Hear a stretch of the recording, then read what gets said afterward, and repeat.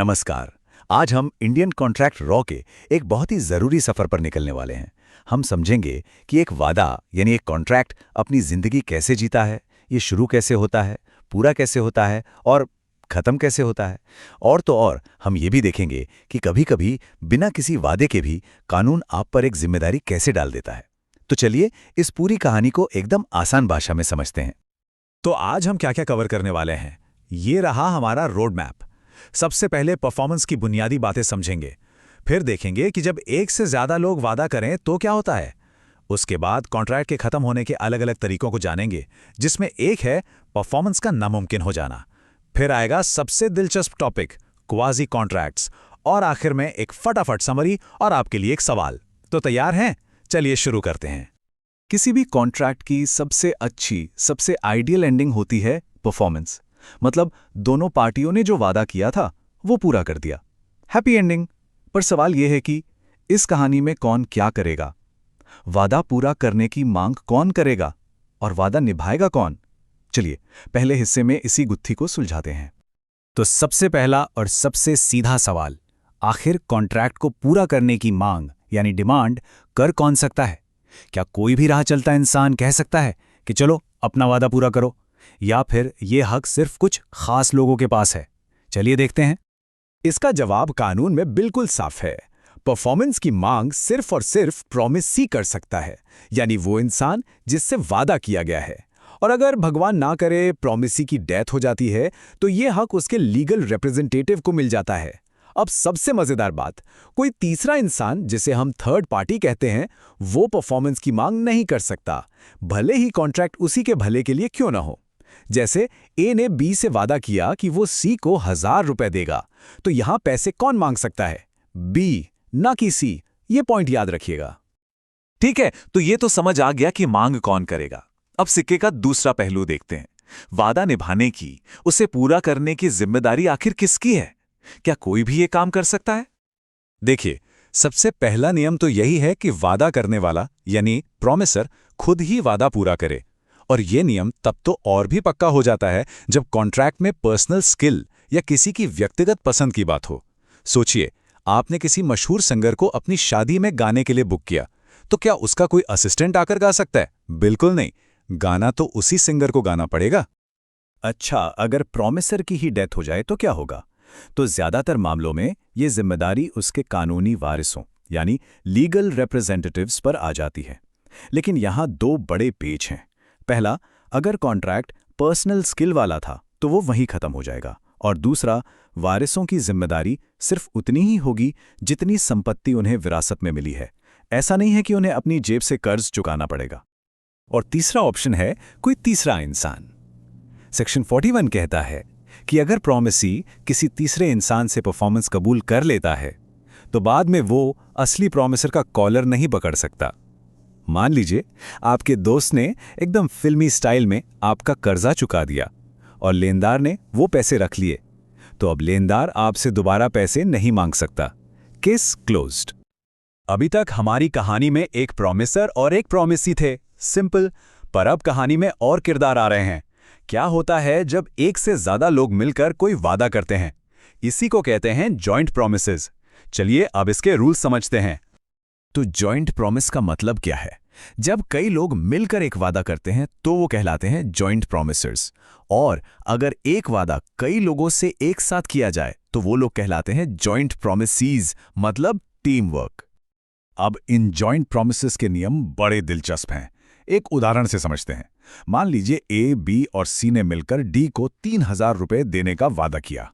अब यहां डी के पास एक सुपर पावर है। वो चाहे तो किसी भी एक से, मान लीजिए सिर्फ ए से, पूरे 3000 रुपए वसूल सकता है। अब ए ने तो पूरा पैसा दे दिया, पर वो चुप नहीं बैठेगा।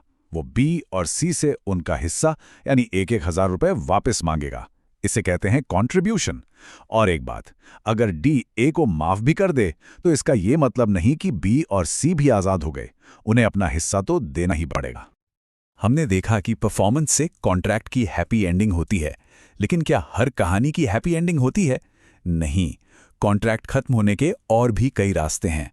जब कॉन्ट्रैक्ट के अधिकार और जिम्मेदारियां खत्म हो जाती हैं तो उसे कहते हैं डिस्चार्ज ऑफ कॉन्ट्रैक्ट। चलिए इन अलग अलग एग्जिट रूट्स को एक्सप्लोर करते हैं।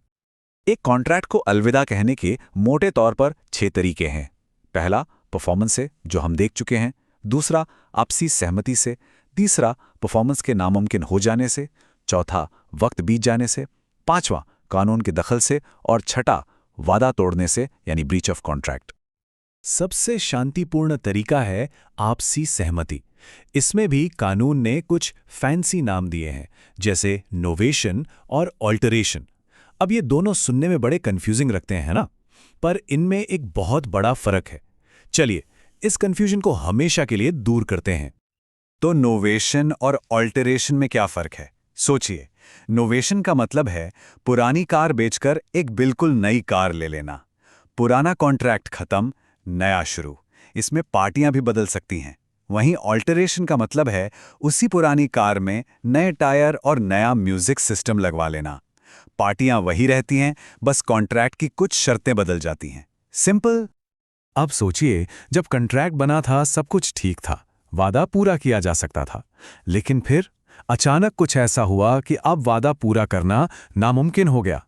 इसी सिचुएशन को कानून की भाषा में कहते हैं सुपरवेनिंग इम्पॉसिबिलिटी या डॉक्ट्रिन ऑफ फ्रस्ट्रेशन। तो कब कब नामुमकिन होने का बहाना चल जाता है? पहला, जब कॉन्ट्रैक्ट का सब्जेक्ट मैटर ही तबाह हो जाए। जैसे जिस हॉल में कॉन्सर्ट होना था उसी में आग लग गई, अब हवा में तो कॉन्सर्ट होगा नहीं। दूसरा, जब कॉन्ट्रैक्ट का मकसद ही खत्म हो जाए। तीसरा, वादा करने वाले की मौत हो जाए या वो बीमार पड़ जाए। चौथा, सरकार कोई ऐसा कानून बना दे जिससे वो काम गैर कानूनी हो जाए। या फिर पांचवा, 2 देशों में जंग छिड़ जाए। लेकिन एक बात गांठ बांध लीजिए, हर मुश्किल नामुमकिन नहीं होती। अगर काम करना सिर्फ मुश्किल हो गया है, जैसे ट्रांसपोर्ट की हड़ताल हो गई, तो ये कोई बहाना नहीं है। अगर आपको कॉन्ट्रैक्ट में घाटा हो रहा है तो भी ये कोई बहाना नहीं है। कानून कहता है कि थोड़ी ज्यादा मेहनत कर लो पर वादा निभाओ। और अब हम आ गए हैं इंडियन कॉन्ट्रैक्ट एक्ट के सबसे रहस्यमयी हिस्से पर, क्वाजी कॉन्ट्रैक्ट्स। ये वो कॉन्ट्रैक्ट हैं जो असल में कॉन्ट्रैक्ट हैं ही नहीं, ना कोई ऑफर, ना कोई एक्सेप्टेंस। तो फिर ये है क्या? चलिए इस राज से पर्दा उठाते हैं। क्वाजी कॉन्ट्रैक्ट का पूरा खेल सिर्फ एक सिद्धांत पर टिका है, प्रिंसिपल ऑफ अनजस्ट एनरिचमेंट। इसका सीधा सा मतलब है कि कोई भी इंसान किसी दूसरे के नुकसान पर गलत तरीके से अमीर नहीं बन सकता। कानून इसकी इजाजत बिल्कुल नहीं देता है। ये न्याय का सिद्धांत है।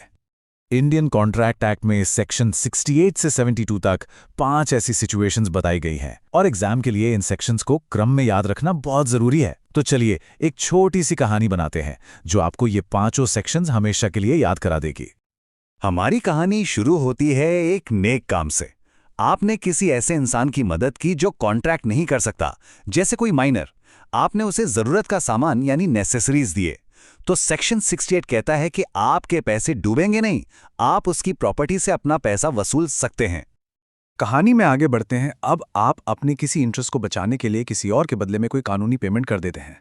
सेक्शन 69 कहता है कि आप वो पैसा उस इंसान से वापस पाने के हकदार हैं जिसके लिए आपने पेमेंट की थी। इसके बाद आपको किसी के काम से कोई फायदा मिलता है और वो काम मुफ्त में नहीं किया गया था, यानी वो नॉन ग्रेटिटुअस था। तो सेक्शन 70 कहता है भाई फायदा उठाया है तो अब पैसे भी दो, आपको उस काम के लिए पेमेंट करनी होगी। कहानी में अब एक ट्विस्ट आता है, आपको किसी का खोया हुआ सामान मिलता है। सेक्शन 71 कहता है कि अब आप एक फाइंडर ऑफ गुड्स हैं और आपकी जिम्मेदारी एक बेली की तरह है। मतलब आपको उस सामान का ख्याल रखना होगा और उसके असली मालिक को ढूंढने की कोशिश करनी होगी। और हमारी कहानी का क्लाइमैक्स, किसी ने आपको गलती से या जबरदस्ती पैसे दे दिए, तो क्या वो पैसे आपके हो गए? बिल्कुल नहीं। सेक्शन 72 कहता है कि आपको वो पैसे या सामान लौटाना ही होगा। तो ये रही हमारी कहानी। मदद 68, भुगतान 69, लाभ 70, खोया सामान 71 और गलती का सुधार 72। अब आपको ये सेक्शंस लाइन से याद रहेंगे। तो ये था हमारा आज का सफर। काफी कुछ कवर कर लिया हमने। चलिए घर जाने से पहले एक क्विक रीकैप करते हैं और फिर आपके लिए एक सवाल होगा जो आपके दिमाग की बत्ती जला देगा। तो आज की बड़ी बातें क्या हैं? पहली, परफॉर्मेंस कॉन्ट्रैक्ट की हैप्पी एंडिंग है। दूसरी, डिस्चार्ज के 6 अलग अलग रास्ते हैं।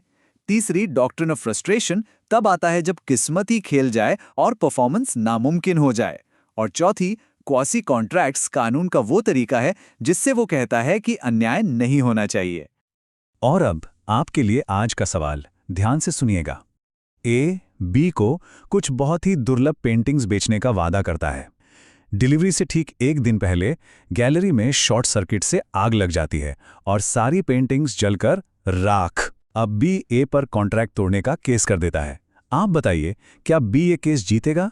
क्यों या क्यों नहीं? अपने जवाब डॉक्ट्रिन ऑफ फ्रस्ट्रेशन को ध्यान में रखकर नीचे कमेंट्स में जरूर लिखिएगा। उम्मीद है कि इस चर्चा से आपको काफी कुछ सीखने को मिला होगा।